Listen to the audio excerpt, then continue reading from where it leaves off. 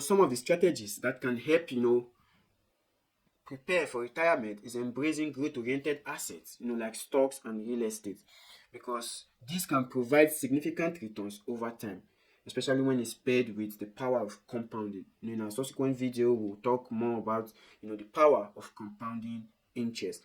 Now, preparing for retirement or legacy planning for the future by investing in stock depends on age.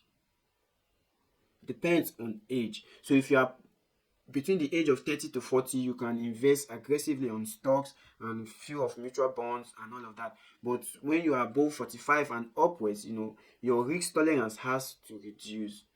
That is where the risk tolerance come in place based on age, because age plays a major factor when it comes to investing. So having assets like stocks and real estate doesn't necessarily mean you are buying properties, you are shortletting it, or you are doing sales and resale of properties. No, it has to do with you buying a stock that is listed in the stock exchange. Then you now become an investor. So how this works is that you are buying the stock, and these people in charge, they buy a certain property. Probably they shortlet it or they put it out for rent. You become a partial owner of that same property. It's more or less as someone is owning the door, another person is owning the windows, someone is owning the roofing and all of that. That is how it works. So you get paid dividends without owning any physical structure.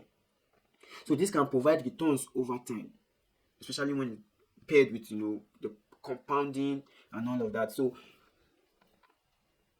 having a plan for retirement is paramount, because that is the time you are less productive. Because it is not rocket science that the government placed retirement age from 62 upwards, because that is when you are not productive anymore. Whether you start working on time, you start working late. So it depends on when you start working and you go on pension, determines the kind of pension you receive from the government. So if you are the type that started working late, definitely you have to work longer time, to be able to get a substantial pension to live your life. But you don't have to wait for pension to survive. You have to start now, planning for your retirement, and also legacy planning for the future. Just plan.